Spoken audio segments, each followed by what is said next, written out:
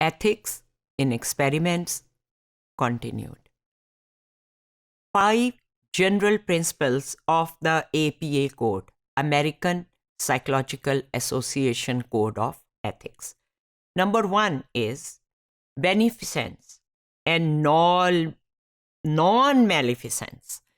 जैसा मैंने पहले एक्सप्लेन किया, बेनिफिसेंस मीन्स दैट आप उनको बेनिफिट करना चाह रहे हैं, रिसर्च या साइंस को बेनिफिट करना चाह रहे हैं, और आपका कोई मिलिशियस या नुकसान पहुंचाने वाला कोई इरादा नहीं है. इससे आपने अपनी रिसर्च को मोटिवेट करने के लिए इस्तेमाल नहीं किया कि इससे किसी किस्म का नुकसान पहुंचेगा. तो कॉन्स्टेंटली हमने कॉस्ट्स एंड बेनिफिट्स को बैलेंस करके वे करके देखना होता है. अगर इस रिसर्च से फ़ायदा ज़्यादा है और थोड़ा बहुत किसी को टेंशन हो रही है या स्ट्रेस हो रहा है वो करते हुए, तो अगर फ़ायदा बहुत ज़्यादा है तो फिर उस हिसाब से आपने उसको बैलेंस देखना होता है और अपना फ़ैसला करना होता है कि ये रिसर्च करनी चाहिए कि नहीं. जैसे किसी दवाई की रिसर्च है जिसको दी जा रही है, उस पर कोई असरात भी हो सकते हैं और उन्हें बता भी देते हैं कि असरात हो सकते हैं, लेकिन अगर उस दवाई की तासीर और उसकी एफिकेसी साबित हो गई तो बेशुमार मरीज़ों का फ़ायदा होगा. इसलिए आप देखते हैं फ़ायदा क्या है और तकलीफ़ कितनी पहुंचाई जा रही है या नुकसान उसमें क्या है. Fidelity and responsibility. We are constantly aware of responsibility to society. हमारी सोसाइटी के लिए जहाँ जहाँ research, teaching, therapy, social intervention जहाँ भी ज़रूरत है, हम लॉयल्टी से, वफ़ादारी से और एहसास ज़िम्मेदारी से उस रिस्पॉन्सिबिलिटी को पूरा करते हैं.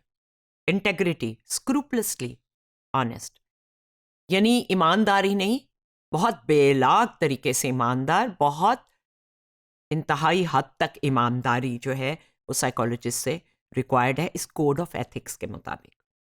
जस्टिस, फेयर ट्रीटमेंट, आप किसी के मामले में बायस नहीं है. अगर कोई आपका दुश्मन भी थेरेपी में आ गया, you can say I will not conduct sessions with this person and the reason is I have a personal bias or a personal history with this person or I'm related to person. तो ये आपकी honesty का तकाजा भी है और ये इंसाफ का तकाजा भी है. और अगर आप दो तरह के पार्टिसिपेंट्स को कर रहे हैं, आप उनके रिजल्ट्स जो है वो डिस्क्लोज नहीं करते, आप ईमानदारी से काम लेते हैं क्योंकि हो सकता है उनका वो टेस्ट उनके करियर के लिए इम्पॉर्टेंट हो.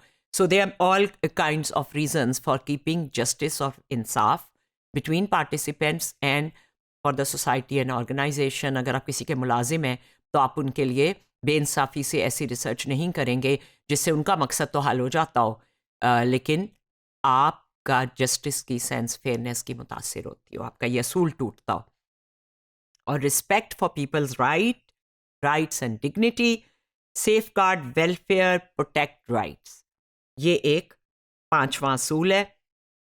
रिसर्च एथिक्स में हार्म के रिस्क को कम से कम करना है, उनसे पूछ के करना है. इसको हम इन्फॉर्म्ड कंसेंट कहते हैं, आगे चल के देखेंगे. प्रोटेक्टिंग एनोनिमिटी एंड कॉन्फिडेंशियलिटी, उनका नाम आपकी रिसर्च के हद तक आपके पास ही होता है और कई दफ़ा आप अपने पास भी उसे नंबर के हिसाब से सेव कर लेते हैं, और जो कुछ वो आपको बताते हैं या रिस्पॉन्स देते हैं या जैसे परफॉर्म करते हैं वो कॉन्फिडेंशियल होता है, वो सिगाए राज में रखा जाता है. इसको हम कॉन्फिडेंशियलिटी कहते हैं. एवॉइडिंग डिसेप्टिव प्रैक्टिसेस, कोई धोखा देकर किसी तरीके से एक्सपेरिमेंट करना, इसको हम आम तौर पे अवॉइड करते हैं. अगर कभी ऐसी ज़रूरत पड़े और साइंस बहुत ही तरक्की कर जाए हमारे किसी को धोखा देने से एक्सपेरिमेंट में, तो उसको भी बहुत अच्छी तरह से समझ के और बयान करके और बता के मॉनिटरिंग बॉडी को, तो फिर आपको जस्टिफाई करना पड़ता है कि क्यों ज़रूरत है. And providing the right to withdraw, ये उनकी मर्जी है कि वो किसी वक्त भी रिसर्च से विदड्रॉ कर लें. उनके पास हक है कि वो जब चाहें ये कहें कि मैं इस एक्सपेरिमेंट में हिस्सा नहीं लेना चाहता या चाहती. और जैसा कि हमने देखा कि शॉक्स वाले मिलग्राम के एक्सपेरिमेंट में कुछ लोगों ने कहा कि हम क्या कर रहे हैं, हम शॉक्स नहीं देना चाहते, तो ये राइट टू विदड्रॉ उनको नहीं दिया गया उसमें, और वो उनको कहा गया नहीं यू मस्ट कंटिन्यू, फिर भी कुछ ने नहीं किया. तो ये राइट है और इसका ख्याल रखना है. तो ये जो पहला प्रिंसिपल है, psychologist strive to benefit those with whom they work and take care to do no harm. ये वेलफेयर को सेफ गार्ड करते हैं, लोगों के राइट्स को सेफ गार्ड करते हैं, एनिमल और ह्यूमन सब्जेक्ट्स के। जब कोई कॉन्फ्लिक्ट हो जाता है साइकोलॉजिस्ट का, उनकी ऑब्लिगेशंस और कंसर्न्स का, उनका फ़र्ज़ कुछ और है, साइंस कुछ और कह रही है, तो वो इसको रिजॉल्व करने की कोशिश करते हैं एक रिस्पॉन्सिबल तरीके से, ताकि नुकसान पहुंचने का कम से कम अंदेशा हो आपके एक्सपेरिमेंट से। उनकी साइंटिफिक एंड प्रोफेशनल जजमेंट्स और एक्शंस जो हैं वो दूसरों की ज़िंदगियों को मुतासिर कर सकते हैं, ताकि इसीलिए वो बहुत अलर्ट होते हैं और वो कोशिश करते हैं कि पर्सनल, फाइनेंशियल, सोशल, ऑर्गेनाइजेशनल और पॉलिटिकल फैक्टर्स जो हैं वो उनके इन्फ्लुएंस को मिसयूज़ करने के लिए इस्तेमाल ना हो। उनकी अपनी कोई ज़ाती राय, पॉलिटिकल या फाइनेंशियल या पर्सनल इंटरेस्ट हो सकता है, उसके ज़रिए वो किसी के बारे में कोई ऐसी राय या कोई ऐसी रिसर्च नहीं करेंगे एज अ साइकोलॉजिस्ट जिससे उनका पर्सनल कोई बायस उसके बीच में आ रहा हो या उनकी अपनी ज़ात का कोई मफाद हो। इस मामले में उन्होंने इन्फ्लुएंस नहीं होना, ताकि हार्म ना पहुंचे किसी को। और उनकी अपनी जो मेंटल और फिज़िकल हेल्थ है उसका असर होता है दूसरों की हेल्प करने पे। साइकोलॉजिस्ट खुद किस कंडीशन में है तो इसके लिए भी उसको ख्याल रखना होता है।